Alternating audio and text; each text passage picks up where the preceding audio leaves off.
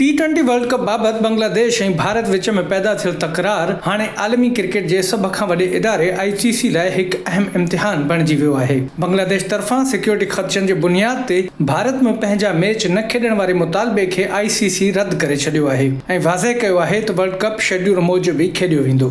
ICC तरफ़ां जारी कयल सरकारी बयान मूजिबि बांग्लादेश जा समूरा मैच भारत में ई मुनक़िद थींदा।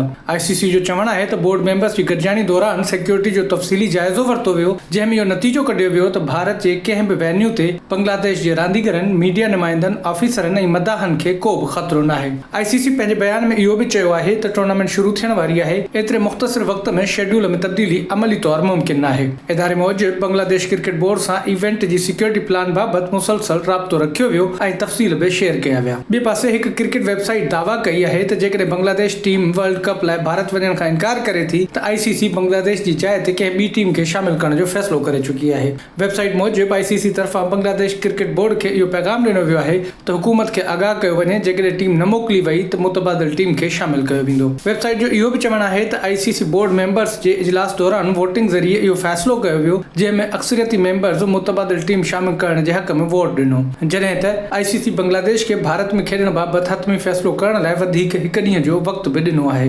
हीउ तकरार उन वक़्तु शुरू थियो जॾहिं IPL जी franchise Kolkata knight riders Bangladesh जे फास्ट बॉलर मुस्तफ़िज़ुर रहमान खे मुबैना तौरु भारतीय हिंदू इंतहा पसंदनि जी धमकियुनि खां पोइ लीग मां ॿाहिरि कढी छॾियो। इन वाक़िए खां पोइ ॿिन्ही मुल्कनि जी क्रिकेट बोर्ड्स विच में लॻापा तकरार जो शिकार थिया ऐं बांग्लादेश क्रिकेट बोर्ड हंगामी इजलास सॾाए पंहिंजी टीम खे भारत न मोकिलण जो ऐलान कयो। ICC जे फ़ैसिले ते सख़्तु रद्द अमल ज़ाहिर कंदे बांग्लादेश जे स्पोर्ट्स एडवाइज़र आसिफ नज़रल चयो त जेकॾहिं ICC भारतीय दबाव आॾो झुके थी ऐं बांग्लादेश ते गैर मंतकी दबाव विधो वियो त उहा सूरत हाल कंहिं बि सूरत क़बूल न कई वेंदी। संदसि चवणु हो त भारत में खेॾण बाबति बांग्लादेश जो मौक़िफ़ अञा ताईं तब्दील न थियो आहे।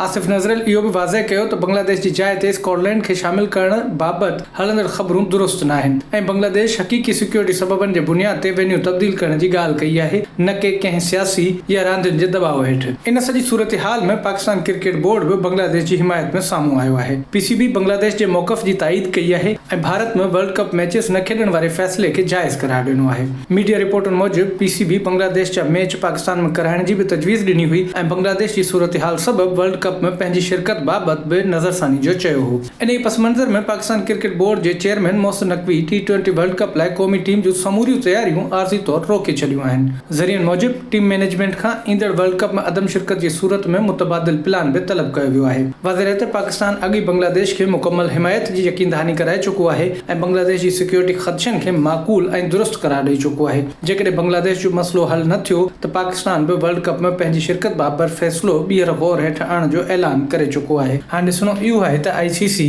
बांग्लादेश मामले ते कहिड़ो हतमी फ़ैसिलो करे थी।